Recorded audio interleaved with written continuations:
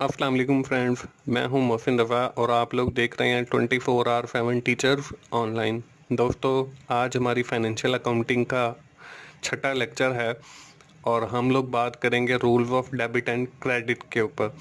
दोस्तों, हमने अपनी चौथी क्लास के अंदर डेबिट और क्रेडिट की बात की थी, जिसमें मैंने आप लोगों को बताया था कि अगर हमारी तरफ कोई चीज़ आ रही है, मतलब बिजनेस के अंदर इन हो रही है, तो वो डेबिट होता है।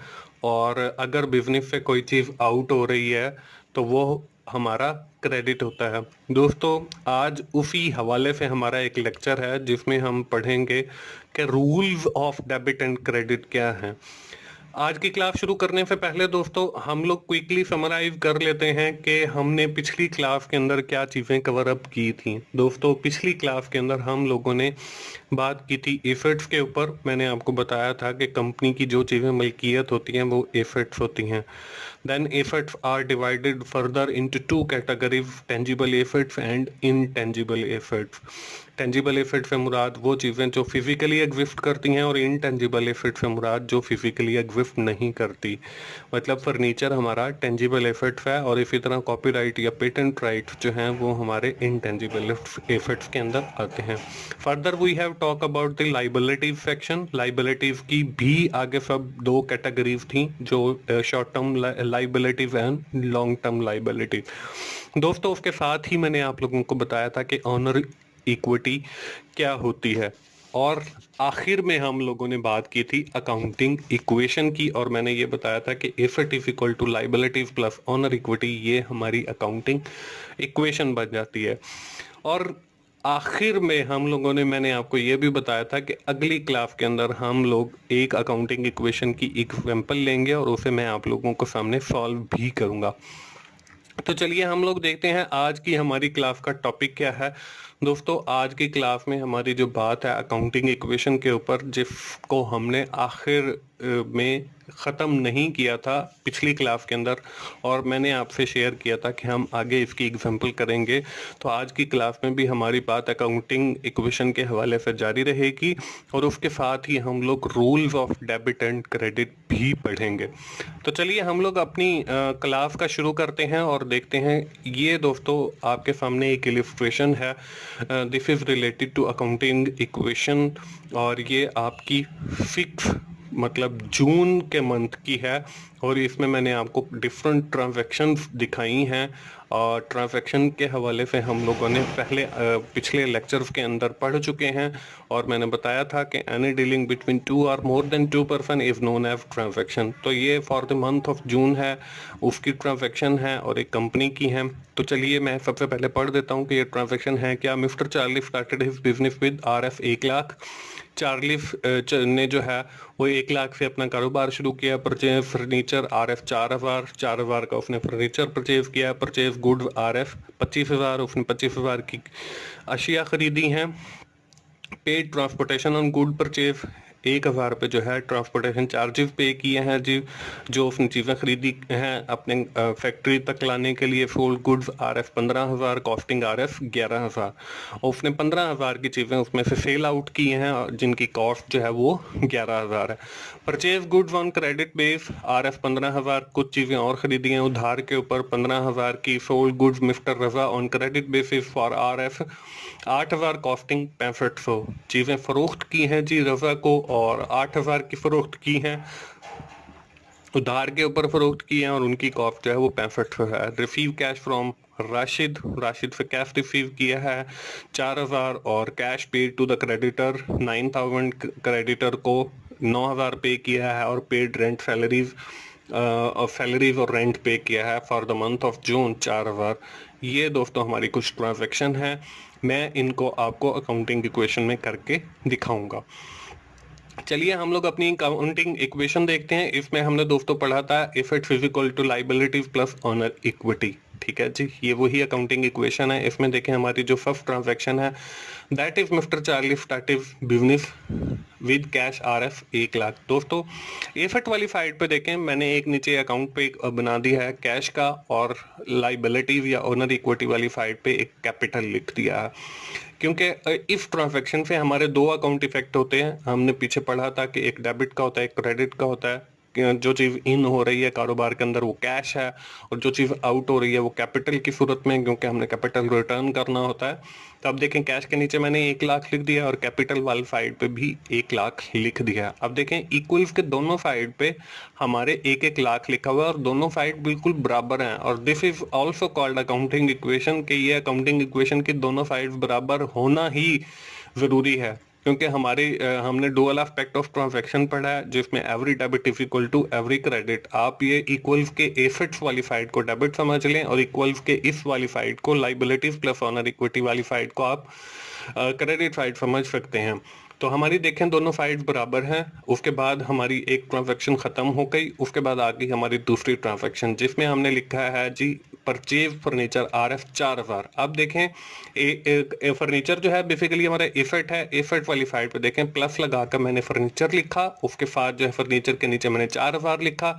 अब देखें 4000 हमने पे किया है और फिर हम 4000 कैश में से माइनस कर देंगे, तो फिर हम इस पूरी अकाउंटिंग इक्वेशन का टोटल करते हैं। अब देखें कैश वाली साइड पे 1 लाख जो है उसमें से 4000 माइनस हो गया क्योंकि हमने फर्नीचर खरीदा है, तो हमारे पास बाकी जो बैलेंस बचा है वो 96,000 है, और प्लस जो है वो 4000 है फर्नीचर का, और इज इक्वल टू 1 लाख हमारा कैपिटल। तो ये दोनों साइड्स जो हैं वो बराबर हैं।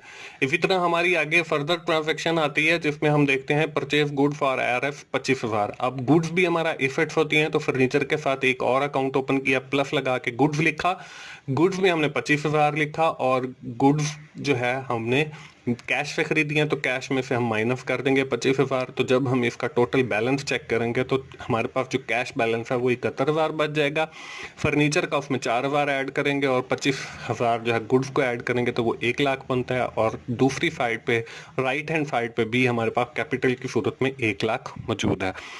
अगली ट्रांजैक्शन देखते हैं जी। अगली ट्रांजैक्शन में देखें हमारे पास पेड ट्रांसपोर्टेशन चार्जेस हैं ऑन गुड्स परचेज, ये हम देखें कैश से माइनस करेंगे और उसको हम कैपिटल से भी माइनस करेंगे। तो अब देखें हमारे पास बैलेंस जो है after passing this transaction into the accounting equation वो हमारे पास बचता है 70,000 कैश, फर्नीचर 4,000 और 25,000 गुड्स, और राइट हैंड साइड पे हमारे पास बचता है 99,000, और दोनों साइडें जो है वो बराबर हैं।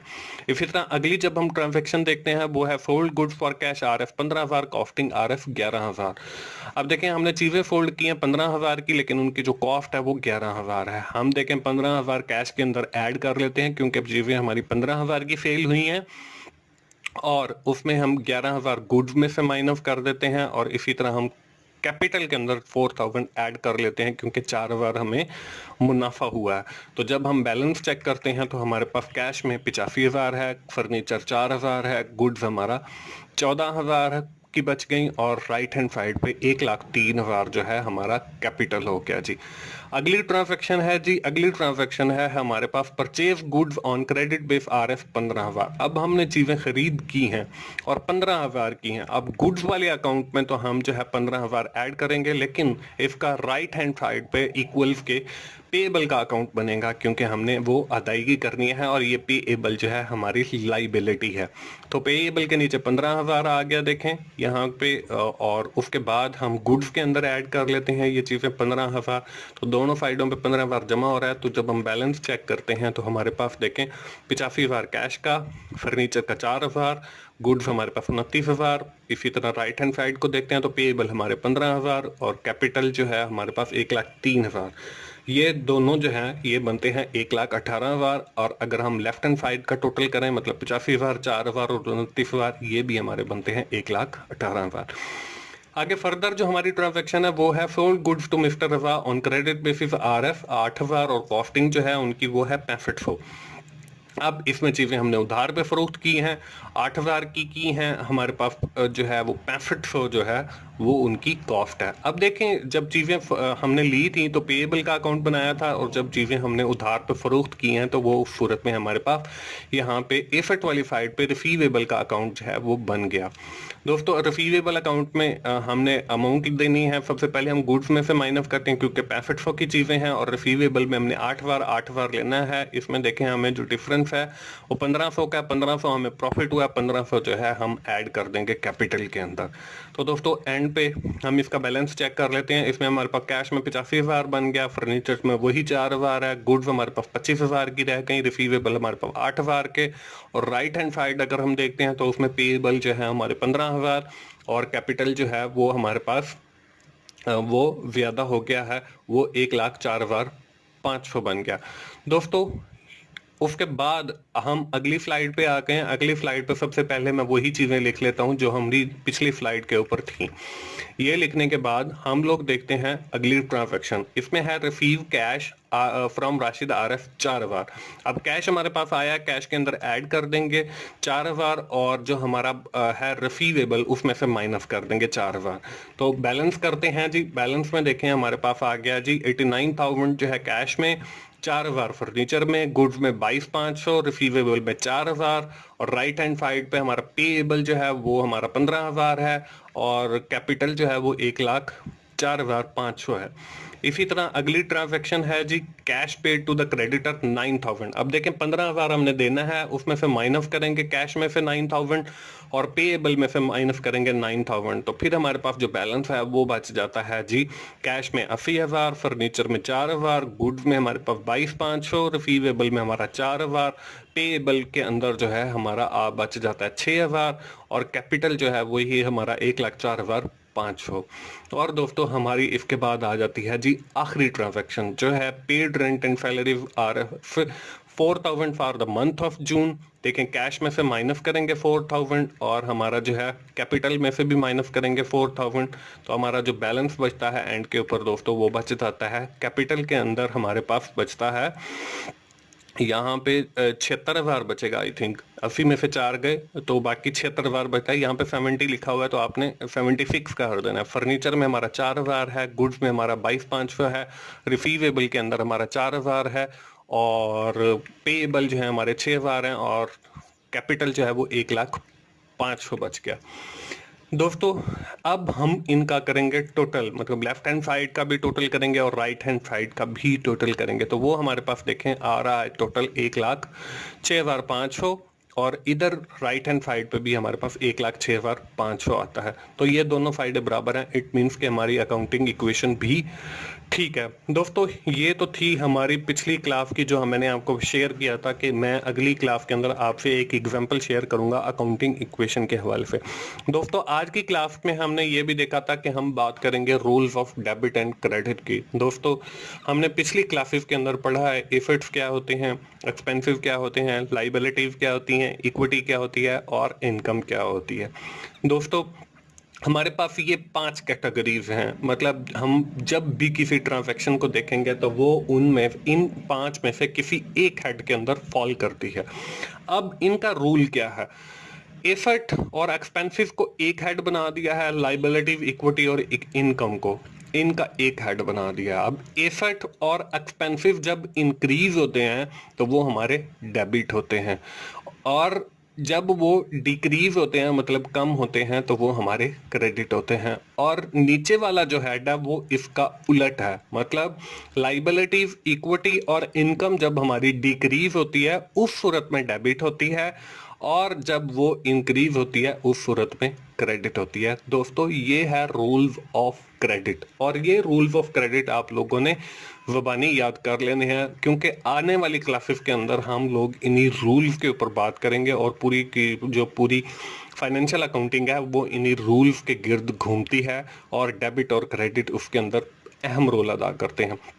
तो दोस्तों ये थी हमारी आज की क्लास। इसको हम क्विकली देख लेते हैं कि आज की क्लास में हमने क्या पढ़ा। दोस्तों आज की क्लास में हमने अपनी बात जो है वो अकाउंटिंग इक्वेशन के ऊपर जारी रखते हुए एक एग्जांपल देखी, और फिर हम लोगों ने देखा rules of for debit and credit क्या होते हैं। दोस्तों अगली क्लास के अंदर मैं आपको rules for debit and credit के हवाले से एक एग्जाम्पल दिखाऊंगा। मुझे उम्मीद है दोस्तों आपको फाइनेंशियल अकाउंटिंग सीखने में मज़ा आ रहा होगा और आपको फाइनेंशियल अकाउंटिंग की समझ आ रही होगी।